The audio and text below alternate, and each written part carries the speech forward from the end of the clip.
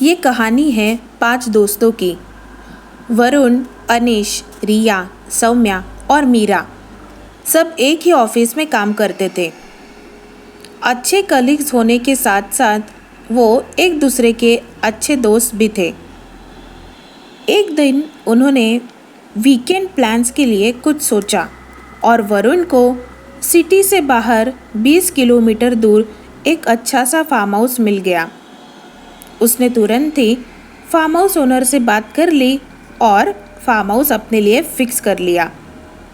यह सुन के सब लोग बहुत खुश हुए क्योंकि लॉकडाउन के बाद ये पहले आउटिंग होने वाली थी। उन्होंने फिक्स कर लिया कि फ्राइडे नाइट ऑफिस के बाद ही हम लोग फार्म हाउस पे जाएंगे। प्लान के हिसाब से उन्होंने ऑफिस के बाद ही पार्सल और कुछ ड्रिंक्स लिए और वो फार्म हाउस पे पहुंच गए। फार्म हाउस दिखने में बहुत ही सुंदर था। दिन भर की भागदौड़ से सबको बहुत भूख लगी थी, इसलिए सब लोगों ने फटाफट फ्रेश होकर डिनर कर लिया और ड्रिंक्स का प्लान रात की पार्टी के लिए रखा। ड्रिंक्स के साथ साथ अंताक्षरी, दमशराज ये गेम्स चालू थे और सब लोग एंजॉय ही कर रहे थे।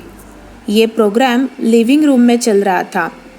तभी अचानक सौम्या की नज़र सामने वाले विंडो पर गई और उसने देख लिया कि वहाँ पे किसी की तो परछाई है, बट मस्ती के मूड में होने की वजह से उसने वो बात को इग्नोर किया।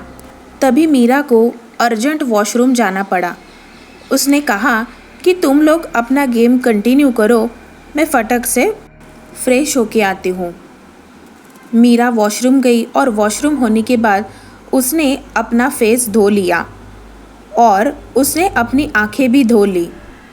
वो होने के बाद मीरा ने जैसे ही वॉशरूम बाहर आने के लिए डोर खोला तो वो देखते ही रह गई और कंफ्यूज हो गई क्योंकि मीरा के सामने और एक दरवाज़ा था।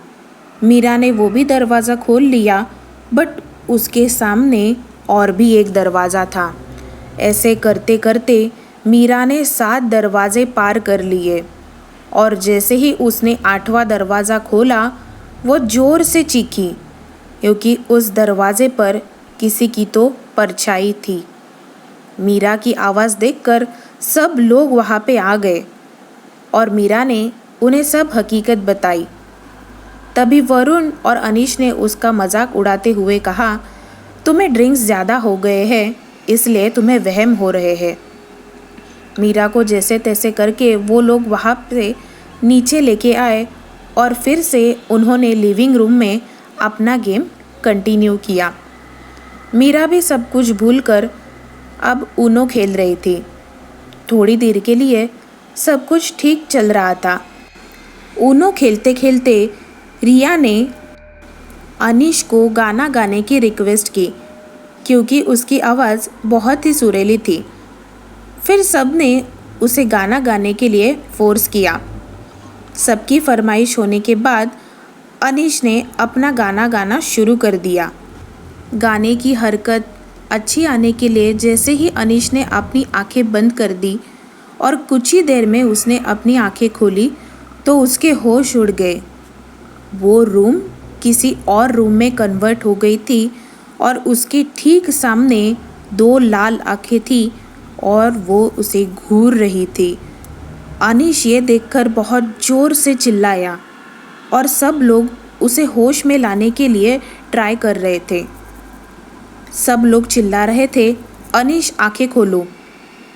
तभी अनीश ने कहा, मैंने तो आंखें खोली थी तो मुझे कुछ अजीब ही दिखाई दिया।